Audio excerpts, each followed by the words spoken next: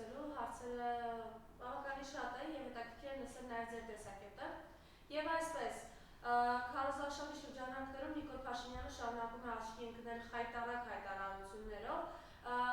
Այս օրերին ինչն ենք հիշում, 2019 թվականին Ստեփանակերտի հրապարակում գոռում էր Արցախը Հայաստան է եւ վերջ, եւ արդյունքում Արցախը հանձնեց զոհերով,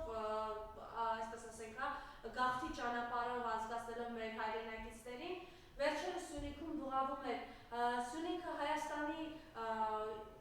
ինքնիշխան տարածքն է եւ բոլորը միանգամից վախով արձանագրում են, թե Սյունիքի գլխին հիմա ինչ է կախված։ Տեսեք, այս ամենի հետ կապված նաեւ մենք տեսնում ենք, որ ադրբեջանցիները շարունակում են օկուպացված պահել մեր ինքնիշխան տարածքից հայրենիքից հատվածներ,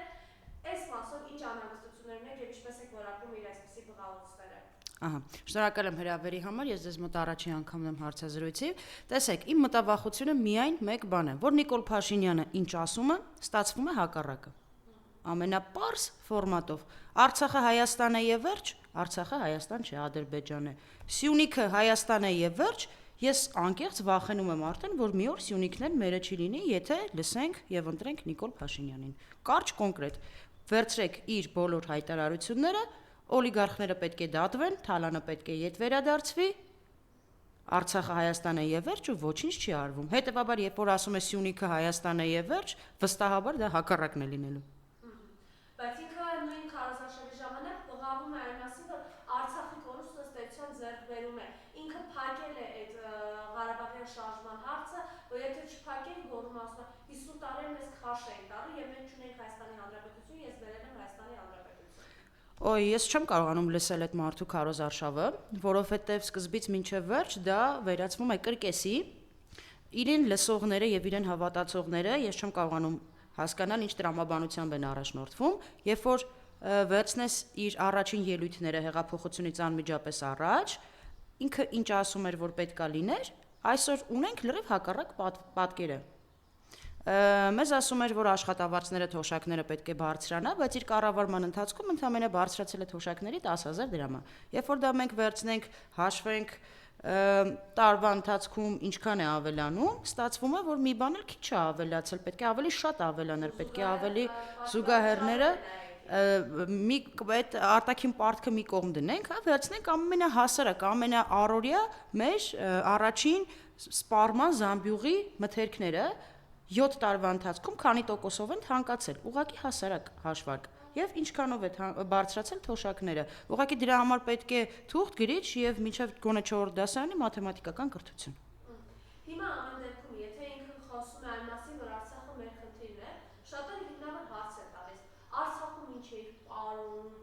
որդուդ Արցախուր է ուղարկում ծառայության, խնդրեմ ես ասել ձեր կարծիքը։ Ես ծնվել եմ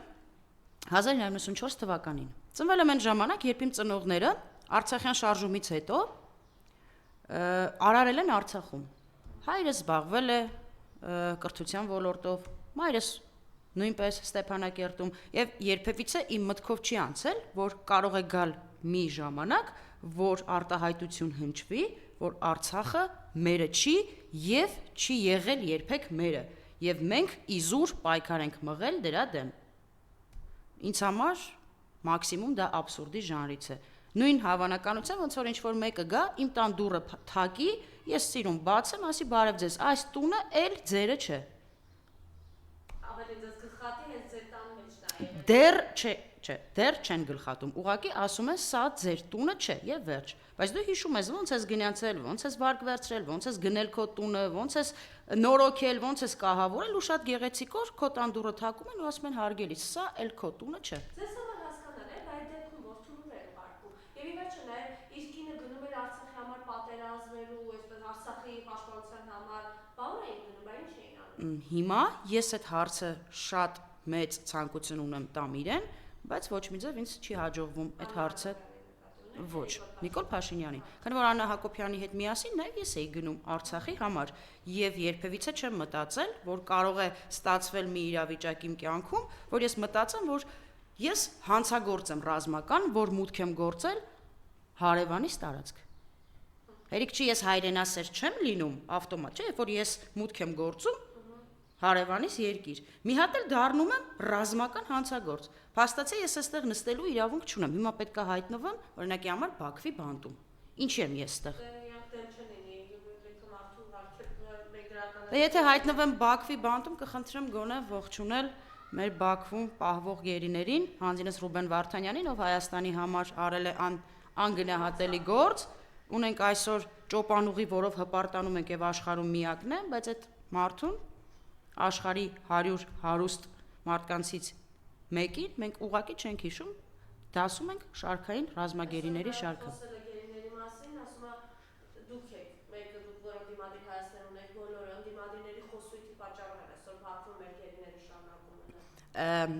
Գիտեք ամենաաբսուրդը որն է, որ Նիկոլ Փաշինյանին երբ պետք է, ընդդիմությունը խանգարում է, երբ պետք չէ, ընդդիմության կարծիքը ոչ մեկ չի հարցնում։ Դա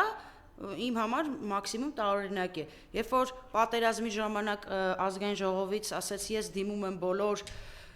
ընդդիմադիր ուժերին, այդ ժամանակ ընդդիմադիր ուժերի կարծիքը իր համար 100% որոշում էր։ Իսկ հիմա երբ որ ընդդիմադիր ուժեր ասում են հարգելիս դու վաճառում ես, դու սխալ քաղաքականություն ես վարում, դու կործանում ես մեր երկիրը, իրենք հանցագործ են, դավաճան են, հողատու են, թալանչի են, նախկին են, բոլոր բացասական երևույթները վերագրում են ընդդիմությանը։ Իմիջիանոց գալով իր հայտարարություններին նաև 4 պատերազմ վերած Նիկոլ Փաշինյանը վախեցնում է, որ եթե ինքը չլինի, պատերազմ կլինի, նոր պատերազմ։ Խնդրեմ ես ասո ձեր կարծիքը։ Ես այդ մարդուն նորից եմ ասում, ես չեմ կարողանում հասկանալ իրեն։ Դա նույնն է, քանի որ ես մասնագիտության մանկավարժան, եկեք ասենց մաչելի բացատրեմ, քանի որ իմ ֆունկցիան այն մասային, ովքեր որ սատարում են Նիկոլ Փաշինյանին ու ովքեր իրենց դեմքով հանդես չեն գալի, հա, այլ կեղծ էջերով, հայ հոյանքներով եւ այլն, հիմնականում ես անդրադառնում եմ իրանց, որովհետեւ adekvat Նիկոլին սատարող մարդ դեռ ես չեմ հանդիպել, բարձրագույն կրթությամբ խելացի, անկեղծ չեմ հանդիպել։ Միգուցե իրանք կան, բայց ես իրենց չեմ հանդիպել, ու շատ կուզենամ հանդիպել։ Ահա։ Տեսեք, պատկերացրեք, ինձ ընդունում են դպրոցում աշխատանքի որպես շախմատի ուսուցչուհի։ Ես գնում եմ աշխատանքի, բայց չեմ կատարում իմ աշխատանքը։ Դասերս չեմ տալիս, երեխաներին չեմ գնահատում, կրթություն չեմ տալիս ու մունաթ եմ գալիս, ասում եմ, բա լավ էր, որ չունեիք։ Այ հիմա որ ինձ հանեք, էլ չեք ունենալու շախմատի ուսուցչուհի։ Հիմա որն է լավը, շախմատի ուսուցչուհի չունենան, թե ունենան վատ որակով, խայտառակ կրթությամբ ու լիքը բացասական երևույթներով օժտված ուսուցչուհի։ Նույնը մեր ղեկավարությունն է, բնականաբար, հիմա եթե չլինի Նիկոլ Փաշինյանը եւ ՔՊ-ն, շատ բացահայտումներ կարվի, շատ փաստեր ջրի երես դուրս կգա, ով էր ճիշտ, ով էր սխալ եւ նոր արդեն ոչ թե Անդրանիկ Քոչարյանի հիմնած խումբը կլինի քննիչ հանձնաժողովը։ Ես հիմա քաղաքացի եմ, ուզում եմ լավ հասկանամ, ով էր մեր պարտության պատճառը 44 օր, զինվորներ, շարքային քաղաքացիներ, դավաճան արցախցիներ, հրամանատարներ, գերագույն գլխավոր հրամանատարներ, ռուսներ, քանի տարի անցավ, լավ, ով էր, ում մեղադրենք մեր պարտության համար։ Ում։ Դե պարզ է, որ իրանք էլ են առայցվել են ինչ են վերել, եւ իրանք էլ արդեն այս երկուսների մամերը հասկացել են, որ հենց իրենք են վերել պատերազմը, եւ դրա համար վախեցնում են անգամ հրապարակել դա։ Ես անկեղծ սպասում եմ, ես շատ մեծ ցանկություն ունեմ գա ընդդիմությունը, իշխանության եւ հակառակ կողմից տեսնենք, ինչ կկատարվի։ Օրինակ, ես ուզում եմ անկեղծ տեսնեմ, ինչպես է օրինակ Սամվել Կարապետյանը չէ, իշխանական ակտիվ падգամավորներից, ովքեր Վահագն Ալեքսանյանը, ինչպես է դառնում ընդդիմադիր եւ ինչ է ասելու։ Իրենք պետք է պատասխան տան իրենց արածների համար, հələ հարցերին դատվել են սկզբի ամաշատերը ասում են։ Հուսով եմ, որ կդատվեն, այո։ Տեսեք, այս տակոնոն Նիկոլի դեմ բալքան ինչ միջոցներ եք տեսնում, որովհետև մենք սրան զուգահեռը տեսնում ենք ինքը ըստ էության շատերի գնահատում ահաբեկչական տերմինոլոգիայով է իր քարոզարշավը տանում, վերջերս նույն Սյունիքում բղավում էր ոտ ու ձեր կջարդեն, գրուպ կջարդեն, 21-ին գործում լիզել եք տալիս ասֆալտին ծեփեր, հիմա ոտ ու ձեր ջարդեն, այս ամենը։ Նիկոլ Փաշինյանի քարոզարշավը ինքնին իմ կարծիքով վերածվեց է կրկեսի, որովհետև ինքը առավոտյան արթնանում է մեկ բան է ասում, կեսօրին մեկ բան է ասում, երեկոյան մեկ բան է ասում։ Մեկ ասում է, որ պետք է տիրի համերաշխություն, երգ, պար, մեկ տեսնում ես քաղաքացու հետ տետատետ դուրս է գալիս բանավեճի։ Քաղաքացուն ասում է հանեք գործից շպրտեք դուրս, թող գնա բիսեդկայում նստի։ Վարչապետի մակարդակը ինձ համար վերածվել է զրուցարանի մակարդակի խոսակցություններին։ Երբ որ երկու թոշակառու պապիկ վիճում են, մեկը ակնհայտ ընդդիմադիր է, մեկը ակնհայտ իշխանական, վարչապետ կեցվածքը, կերպարը վերածվել է փողոցի մակարդակի ինչ-որ շարքային թոշակառուի։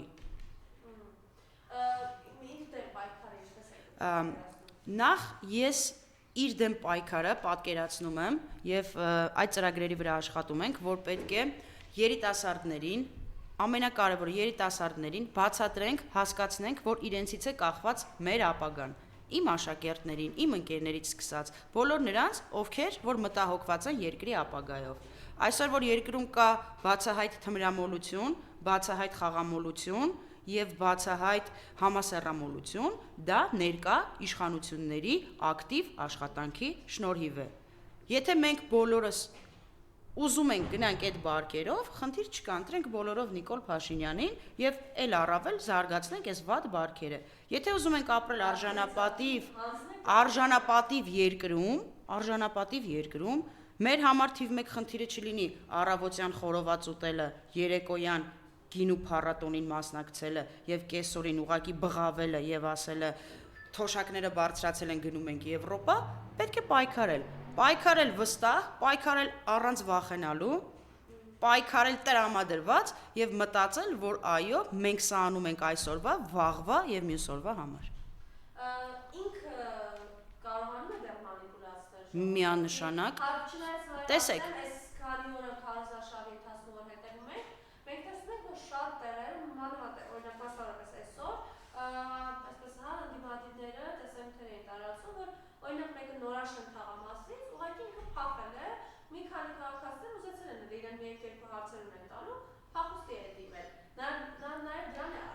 Տեսեք, այսօր Ալեն Սիմոնյանը մի տեսանյութ հրապարակեց, որտեղ քննարկում են ազգային ժողովի մի քանի պատգամավորներով, որպեսզի հոդված փոխեն եւ ընտրակաշառքը ավելի երկար ու դաժան պատիժ սահմանվի։ Ես հիմա մտածում եմ,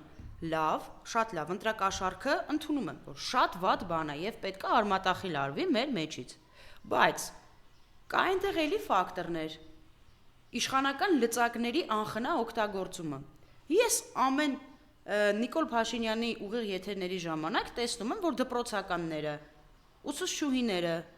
դպրոցի տնօրենները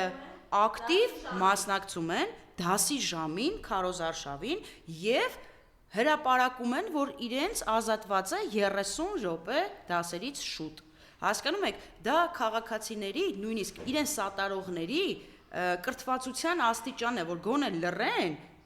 լռեն, չասեն, որ խախտում են անում, բայց քանի որ իրանք ունեն այդ մտածելակերպը, այդ մակարդակը, ակտիվորեն հրապարակում են։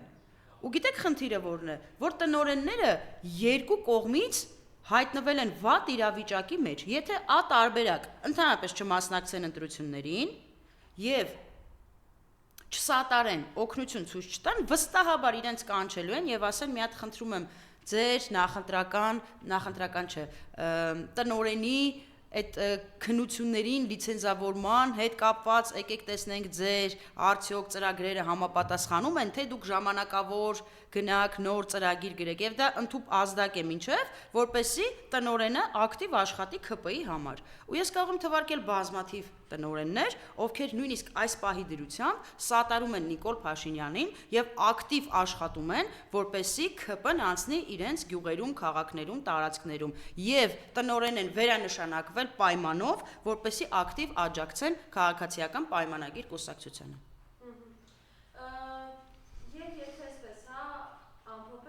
Շատերի գնահատմամբ դուք վերեցիք երիտասարդության շրջանում իրական իրենք ինչ աղետներ են վերել, թմրամոլություն, սպանություններ, օրը բացվում է մենք իմանում ենք սպանություններ են եղել,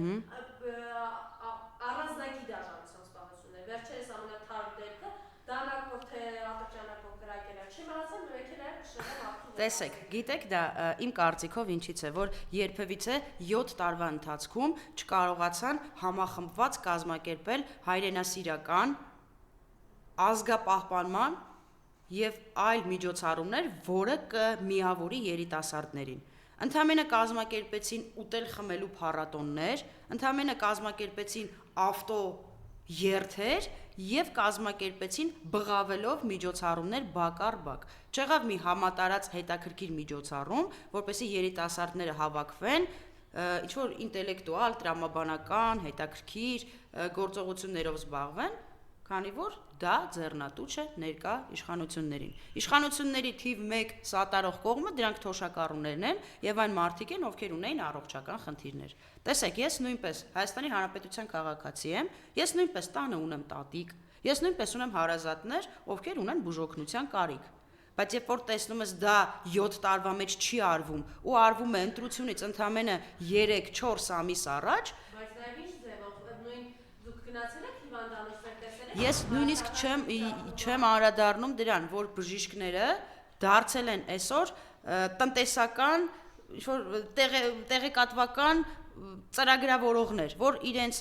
բուն գործողությունը հիվանդ բուժելու թողել են մի կողմ, բացել են իրենց համակարգիչները եւ հերթագրությամբ են զբաղվում ու խայտարակ, այսպես ասած, խառնաշփոթ է տիրում հիվանդանոցներում։ Դա ամենա մինիմում, sense ուղղակի պարզ նայում ես ու արդեն պարզ է քո համար, որ ամեն ինչ, թե թոշակների բարձրացում, թե բժշկական ապահովագրությունում 7 տարի, 8 տարի ոչինչ չի արվել, հայտնվեց ընտրությունը, արվել է։ Նիկոլ Փաշինյանը նախորդ ընտրություններին ինքը իմ կարծիքով ավելի հանգիստ էր, որովհետև չկար Արցախի կորուստ եւ չկար, այսպես ասած ոչ թե չկար Արցախի կորուստ, այլ կար են կարևոր շրջանները, որը որ երբևիցե ոչ մի քաղաքացու մտքով չէր անցնի, որ Ստեփանակերտ չի լինելու, Շուշի չի լինելու։ Բայց միևնույն է, 21-ին էլ իրան ընտրողների հետ կապված հարցեր կան, հայրենիք էր հանձնել կոնկրետ արդեն մեծ մաս 75% Արցախի ինքը արդեն հանձնել էր այդ բանը, որ 21-ին գտնել։ Դեռ այսքան աղետալի չէր վիճակը։ Հիմա ավելի աղետալի է։ Հիմա ժողովուրդը արթնացել է, ժողովուրդը բայց դեռ ապրում է վախի մթնոլորտում եւ մտածում է, որ հեսա իրան մեկ լայքի համար կանչելու են, պատասխանատվության ենթարկեն ու իրոք կանչում են։ Իրոք կանչում են, հարցնում են, փորձում են, այսպես ասած, դոսյաներ հավաքել իրենց վրա եւ բոլորին սպառնալ։ Իմ համար տարօրինակ է, մինիմում տարօրինակ է, որ ցանկացած քաղաքացու վրա այսօր կարող են ուղղակի գործ հարուցել։ Ամենաշարքային քաղաքացու վրա։ Օրինակ դպրոցների կամ մանկապարտեզների ծնող կոմիտեների վրա։ Եկեք ամենապրիմիտիվ օրինակը բերեմ։ Մանկապարտեզի երեխաների համար, երբ որ հավաքում ես 2-3000 դրամ, ինչ որ հագուստ գնես, ինչ որ, չգիտեմ, գեղեցիկ միջոցառում կազմակերպես, շատ մեծ հավանականությամբ կարող են ասեն հարգելիս, ձեր քարտի վրա այսքան գումար եմ մուտք գործել, 300,000-ից ավել, խնդրում եմ բացատրեք։ Ամենապրիմիտիվ բանը է։